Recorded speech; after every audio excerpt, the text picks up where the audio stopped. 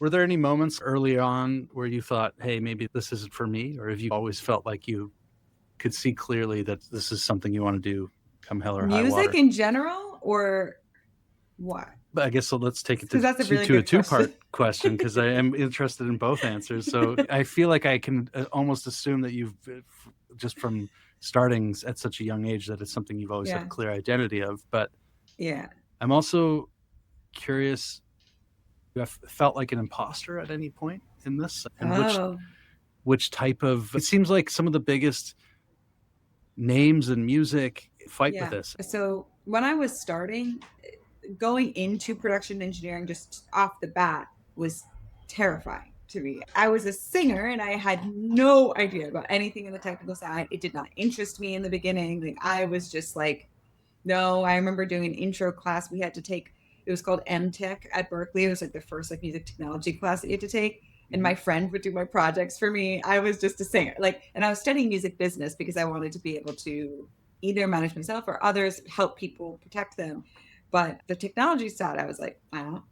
And then, so deciding to go into MP, that major was a big thing for me just because also it was very male dominated at the Yeah. time. There was one other girl in the program with me.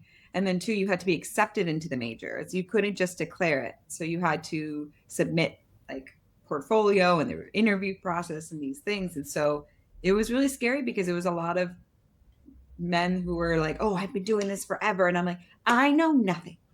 I know absolutely nothing. I just want to learn, you know? And They're like, "Let so, me mansplain it to yeah, you." Yeah. yeah. They're like, I've been using Pro Tools forever. I'm like, cool. I don't know what it is, but it's cool because then you keep studying and then whatever. But yeah, so that was a big point, and I had really great mentors at the time who encouraged me, thankfully.